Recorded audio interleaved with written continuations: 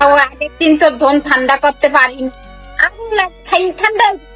দাদারে, এই গোপন জগতের নায়িকার দাবি হিরো আলম পারে না। হিরো আলমের মেশিং স্টার্ট হওয়ার আগে ঠান্ডা হয়ে যায় কোনোভাবে। মোবিল অয়েল বিভিন্ন প্রকার ওষুধের মাধ্যমেও নাকি আর দণ্ডায়মান হয় না। এই দাবি নিয়ে তিনি হিরো আলমকে ফোন করে বলেন, তুই তো একটার সাথেই পারস না, আরেকজনের কাছে যাস কিভাবে? তোর মতো পুরুষের জন্য কি আমি যথেষ্ট ছিলাম না? তোর মেশিং তো আমার কাছেই দাঁড়ায় না। এদিকে আবার হিরো আলমের আরেকজন সঙ্গী উপোস করে বসে আছে, তার দাবি আমি হিরো আলমের সাথে থাকবো না। দাদারে, বিষয়টা যদি সত্যিই এমন হয় তাহলে আমার দেশের ইনোসেন্ট ছেলেদের জন্য খুবই মুশকিল হয়ে যাবে। এমনিতেই তারা কিছু প্রবাসীদের সংসার টিকিয়ে রাখতে হিমশিম খাচ্ছে, এর মধ্যে যদি আবার দেশে থাকা মানুষদের সংসারের হাল তাদেরই ধরতে হয় তাহলে তো তাদের উপর বিষয়টা অনেক চাপ হয়ে যায়। তবে কথা সত্য, কষ্ট না করলে কেষ্ট মেলে। নিষ্পাপ বাচ্চাদেরকে আমি বলবো তোমরা চাপ নিও না, সার্ভিস ভালো হলে দায়িত্ব বাড়বে, এটাই স্বাভাবিক। ইতিমধ্যেই কিছু কথা আলোচনায় এসেছে, যার মধ্যে এই সমস্ত কুরুচিপূর্ণ নায়িকারা দাবি করেছে যে হিরো আলম পারে না। পাল্টা জবাবে হিরো আলম ভাইয়ার উক্তিটা ছিল লজিক মোতাবেক। তিনি বলেন, আমি যদি দাঁড়াইতেই না পারতাম তাহলে আমার 4টা বউ আছে কিভাবে? তিনি আরো বলেন, মেশিন যদি এত তাড়াতাড়ি ঠান্ডা হয়ে যেত তাহলে আমার 5টা সন্তান এলো কোথা থেকে?